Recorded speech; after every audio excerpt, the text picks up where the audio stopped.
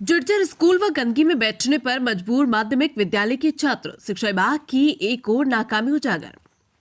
बानपुरा तहसील के ग्राम बड़ोदिया में माध्यमिक विद्यालय में अध्ययनरत 67 बच्चों का भविष्य जिंदगी और मौत के बीच खड़ा है। इस विद्यालय में न तो बाउंड्री वॉल है और न ही अच्छे कमरे है, तो सिर्फ जर्जर छत जो कभी भी इन बच्चों का भविष्य खराब कर सकती है और जान ले सकती है।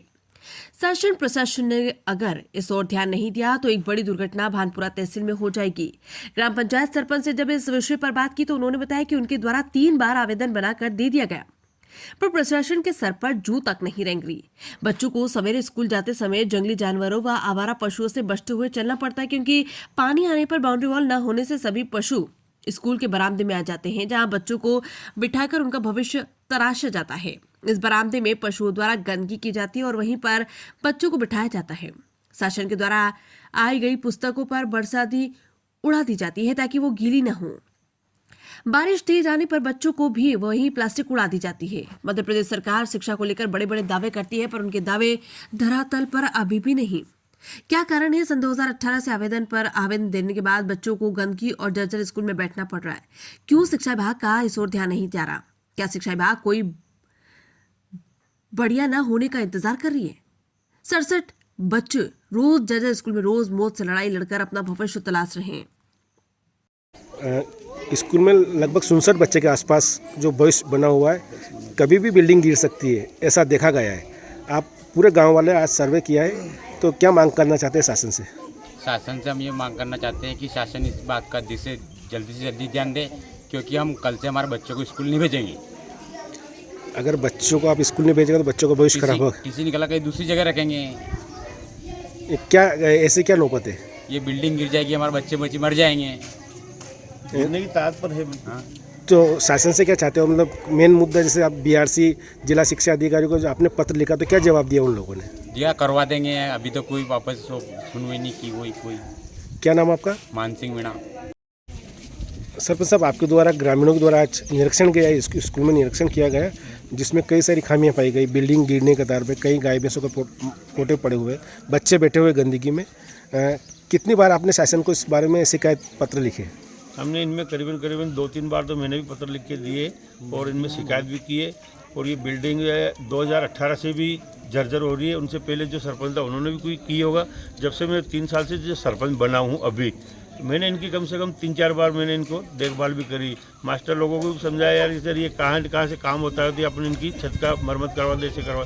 तो इस पर मरम्मत करवा, जैसे ये छत नहीं है, छत की जो मरम्मत करवाए तो करीबन 3 टन माल ऊपर छत पर डलता है, तो छत 3 टन माल झेल नहीं सकती, तो इसलिए मरम्मत नहीं करा पा रहे। तो झरझर चूरी है। बच्चे की भी संभावना। एक पेड़ इसके पीछे था, स्कूल के पीछे, वो लगभग 400 साल पुराना पेड़ था। हमारे गाँव वाले जो बुजुर्ग लोग बोलते हैं 400 साल पुराना।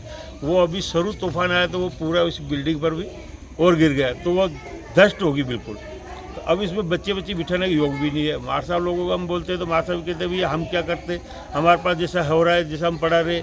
अब ये जैसे 3 स्कूल है, 3 में बच्चे बैठने जैसे योग नहीं है। जानवर बैठते हैं, पोठा करते हैं, ना साफ सफाई, ने कुछ नहीं हो रहा है। सरकार शिक्षा को लेकर बड़ी बातें करती है, लेकिन जमीनी स्तर पर जब देखा गया तो यहाँ ऐसी कोई व्यवस्था है ही नहीं है।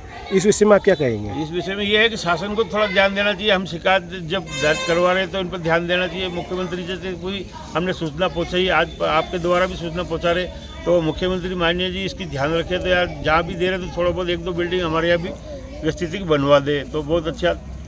क्या नाम आपका? जगदीश जी दायमा, ग्राम पंचायत बड़ोदिया, तहसील बानपुरा। करीब 67 बच्चों का भविष्य दाव पे है और 2018 से आप संघर्ष कर रहे हैं, क्या कुछ कहेंगे इस बारे में?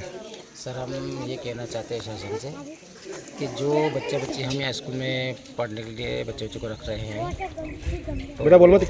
हमारे जो मुख्यमंत्री जी है, माननीय CM राइस स्कूल जो चल रहा है उसमें इतना खर्चा कर रहे हैं, तो कम से कम हमारे यहाँ पर भी जो सन 2018 से हमारे पूर्व सरपंच साहब, अभी माननीय जगदीश जी दायमा जी सरपंच साहब, ये भी लिख के दे रहे हैं। कम से कम 5-7-8 साल हो गए लिखित में, बहुत इन्होंने लिखा है, लेकिन इसकी कोई चीज़ ने सुनवाई नहीं की। आज हमारे यहाँ पर ये स्थिति रही कि हमारे यहाँ पर जो छत है स्कूल की।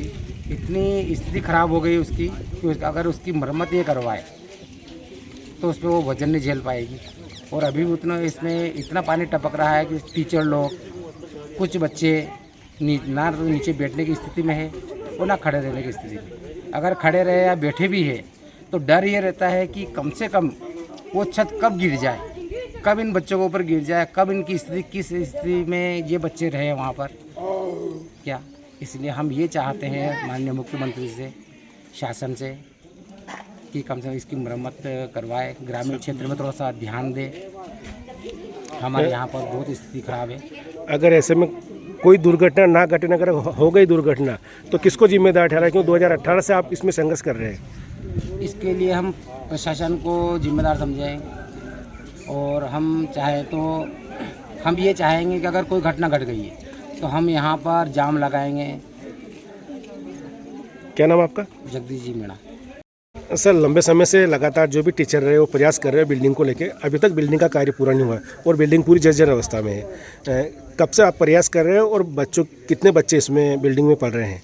जी सर, यहाँ पे लगभग आज की स्थिति में नामांकन लगभग 67 बच्चों का है और मेरा यहाँ पे मैं उपस्थित हुआ हूँ पिछले 2 वर्षों से और 2 वर्षों से मैं प्रयासरत हूँ। और मेरे जो पूर्व जो शिक्षक थे, 2018 से हम लगातार हर साल इस छत को लेकर के आवेदन दे रहे हैं। और अभी पिछले कुछ दिनों में जब पेड़ गिरा यहाँ पर, उस पेड़ को गिरने से और ज़्यादा छत जो पहले ही कमज़ोर थी वो उसकी जो धमक से, क्योंकि बहुत बड़ा पेड़ था, उस पेड़ को गिरने से धमक से छत और ज़्यादा कमज़ोर हो गई और गिरने की स्थिति में।